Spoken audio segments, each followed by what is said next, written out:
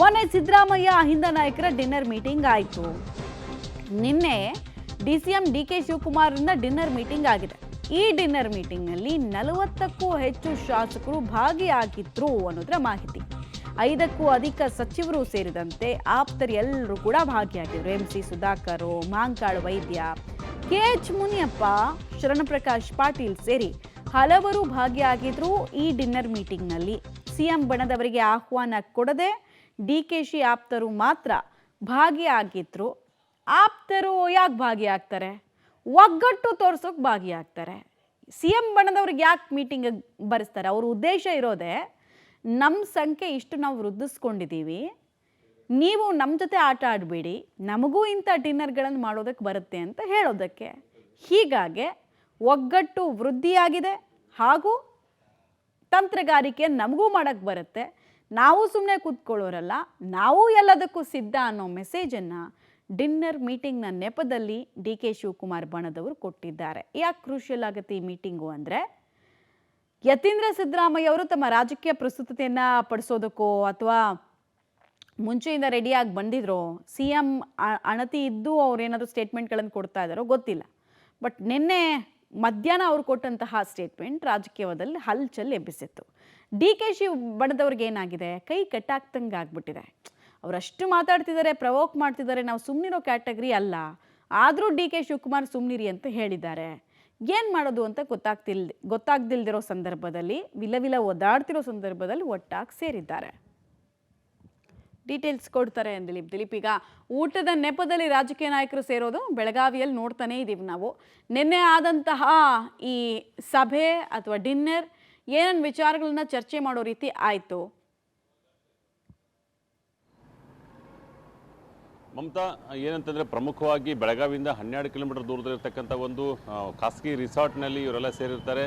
5 ಜನ ಸಚಿವರು ಸೇರಿ 40 ಏನಂತಂದರೆ ಶಾಸಕರು ಅಲ್ಲಿ ಸೇರಿರುವಂಥದ್ದು. ಜೊತೆಗೆ ಏನಂತಾರೆ, ಸುಮಾರು 1.5ರಿಂದ 2 ಗಂಟೆಗಳ ಕಾಲ ಒಂದು ಮೀಟಿಂಗ್ ಆಗುತ್ತೆ. ಮೀಟಿಂಗ್ ಅಂತಂದರೆ ಡಿನ್ನರ್ ಮೀಟಿಂಗ್ ಆಗುವಂಥದ್ದು. ಅಲ್ಲಿ ಭಾಳಷ್ಟು ಚರ್ಚೆ ಆಗುತ್ತೆ. ನಾವು ಒಂದು ವಿಚಾರಗಳಲ್ಲಿ ನಾವು ಇಲ್ಲಿ ಬಂದಿದ್ದೀವಿ, ಹೇಗೆ ಎಂತ ನಮ್ಮ ಕ್ಷೇತ್ರದ ಜೊತೆಗೆ ನಾವು ಮುಂದೆ ಏನು ಮಾಡಬೇಕು, ನಮ್ಮ ರಾಜಕೀಯ ಭವಿಷ್ಯ ಎಲ್ಲವನ್ನೂ ಕೂಡ ಚರ್ಚೆ ಆಗುತ್ತೆ ಅಂತೇಳಿ ಹೇಳಲಾಗ್ತದೆ. ಆದರೆ ಬೆಳಗಾವಿಯ 3 ಶಾಸಕರು ಕೂಡ ಅಲ್ಲಿ ಭಾಗವಹಿಸ, ಗಣೇಶ್ ಹುಕ್ಕೇರಿ ಇರ್ಬೋದು, ಕಿತ್ತೂರಿನ ಶಾಸಕರು, ಜೊತೆಗೆ ಏನಂತಂದರೆ ಕುರ್ಚಿ ಶಾಸಕರು ಕೂಡ ಭಾಗಿಯಾದ್ರು ಅಂತ ಹೇಳಾಗ್ತದೆ. ಹೀಗಾಗಿ ಅಲ್ಲಿ ನಾವು ಒಳಗಡೆ ಹೋದಾಗ ಒಂದಿಷ್ಟೂರು ಏನಿದು ಪ್ರೈವೇಟ್ ಪಾರ್ಟಿ ಇರೋದ್ರಿಂದ ನಮ್ಗೆ ಯಾರು ಒಳಗಡೆ ಬಿಡೋದಿಲ್ಲ ಹಾಗೆ ಅಂತೇಳಿ ಕೂಡ ಅಲ್ಲೊಂದಿಷ್ಟು ಮಾಹಿತಿಯನ್ನು ಕೊಟ್ಟರು. ಮತ್ತು ಜೊತೆಗೆ ಅಂತ ಅಲ್ಲಿಂದ ಹೋಗಬೇಕು ಅಂಥೇಳಿ ಸೂಚನೆ ಕೂಡ ನೀಡಿದರು. ಹೀಗಾಗಿ ಇಲ್ಲಿ ಏನು ಈ 2 ದಿನಗಳ 3 ದಿನಗಳಲ್ಲಿ ನೋಡ್ತಾ ಇದ್ದೀವಿ, ಡಿನ್ನರ್ ಪಾಲಿಟಿಕ್ಸ್ ಬೆಳಗಾವಿಯಲ್ಲೂ ಕೂಡ ಜೋರಾಗಿರುವಂಥದ್ದು. ಮೊದಲಿಗೆ ಮಾಜಿ ಶಾಸಕ ಫಿರೋಜ್ ಶೇಟ್ ಅವ್ರ ಮನೆಯಲ್ಲಿ ಡಿನ್ನರ್ ಪಾಲಿಟಿಕ್ಸ್ ಆದ ನಂತರ ಈಗ ಏನು ಈ ಡಿ ಕೆ ಶಿ ಆಪ್ತ ಏನಿದ್ದಾರೆ ಅವರ ತೋಟದ ಮನೆಯಲ್ಲಿ ಒಂದು ದೊಡ್ಡದಾದ ಡಿನ್ನರ್ ಪಾಲಿಟಿಕ್ಸ್ ಆಗಿರ್ತದೆ. ಮತ್ತು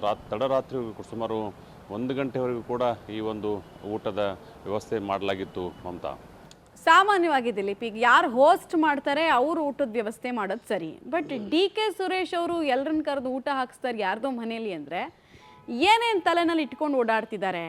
ಆಮೇಲೆ ನಮ್ಮ ಶಕ್ತಿ ಹಿಂಗೆ ವೃದ್ಧಿ ಆಗಿದೆ, ನಮ್ಮ ಹತ್ರ ಕೂಡ ಶಾಸಕರಿದ್ದಾರೆ, ನಾವು ತಲೆ ಎಣಿಸೋದಕ್ಕೆ ರೆಡಿ ಇದ್ದೀವಿ ಅನ್ನೋ ಮೆಸೇಜ್ ಇದು. ಹೌದು. ಈಗ 4-5 ದಿನಗಳಿಂದ ಅಂದರೆ ಬಹುತೇಕ ಈ ಒಂದು ಪ್ರಥಮ ವಾರದಲ್ಲಿ ಡಿ ಕೆ ಸುರೇಶ್ ಎಲ್ಲಿ ಕಂಡಿರಲಿಲ್ಲ.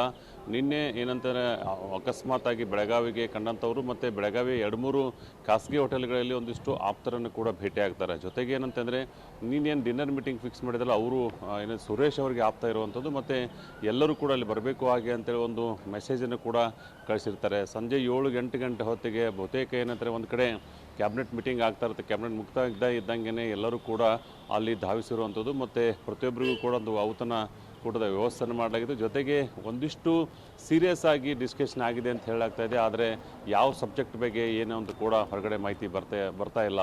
ಮಮತಾ, ರೈಟ್, ಧನ್ಯವಾದ ತಮ್ಮೆಲ್ಲ ಮಾಹಿತಿಗಾಗಿ ದಿಲೀಪ್. ಈಗ ಡಿ ಕೆ ಶಿವಕುಮಾರ್ ಬಣಕ್ಕೆ ಕೈ ಕಟ್ಟಾಗ್ದಂಗೆ ಆಗ್ಬಿಟ್ಟಿದೆ. ಯಾಕಂದರೆ ಡಿ ಕೆ ಶಿವಕುಮಾರ್ ಸ್ಟ್ರಿಕ್ಟಾಗಿ ಹೇಳಿದ್ದಾರೆ, ನೀವು ಮಾತಾಡೋದಕ್ಕೆ ಹೋಗಬೇಡಿ ಅಂತ.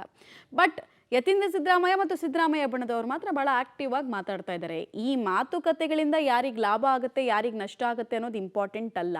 ಆದರೆ ತಮ್ಮ ಶಕ್ತಿ ಪ್ರದರ್ಶನವನ್ನು ಎದುರಾಳಿಗಳು ಪ್ರಸ್ತುತಪಡಿಸಬೇಕಾದ್ರೆ ನಾವ್ಯಾಕೆ ಸುಮ್ಮನೆ ಕೂತಿರಬೇಕು ಅನ್ನೋದು ನಾಯಕರ ಲೆಕ್ಕಾಚಾರ ಇರಬಹುದು.